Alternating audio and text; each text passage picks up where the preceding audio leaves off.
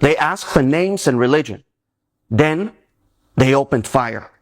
This happened in Pahalgam, a peaceful hill town in India's Jammu and Kashmir, a region in the north of India controlled fully by the Indian government.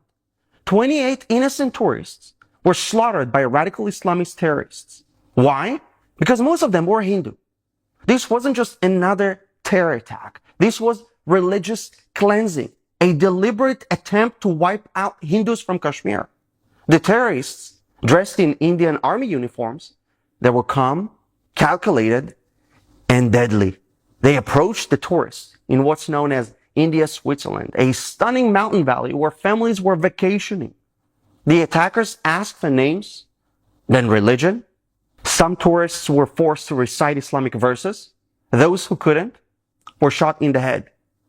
A newlywed husband, a father with his children, a tech worker, an Indian Navy officer, all murdered for being Hindu in their own country. Now let me ask you this. Where is the global outrage? It takes the world 5 seconds to condemn Israel for defending itself against radical terror. But when Hindus are executed for their faith, suddenly everyone forgets how to speak. No protests in Pakistan, no outrage in Muslim countries. Only India lit candles. Again, let's be clear. These attackers were not freedom fighters. They were extremists, brainwashed with hatred.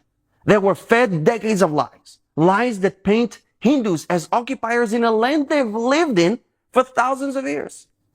These same lies have created sympathy for terrorists and turned the victims into villains. And this wasn't just an attack on people. You have to understand this. This was an attack on identity, on the Hindu presence in Kashmir, on the unity of India. And it's not new. In the 1990s, Kashmiri Hindus were forced to flee their homes as Islamist terrorists targeted them and their children. The world stayed silent, just like now. In 1999, India was defending itself against Pakistan during the Kargil War. Most nations stayed neutral, but Israel stood with India. Israel proved it wasn't just a friend, it was a real ally. And what now? Another United Nations committee? Another speech about both sides? Or are we finally going to say the truth out loud? There cannot be peace with people who glorify murder.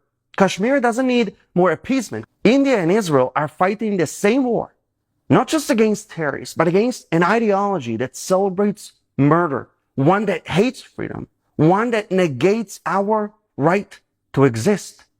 Whether it's Hamas in Gaza or Lashkar and Hezbollah in Kashmir, it's the same evil, and it must be crushed.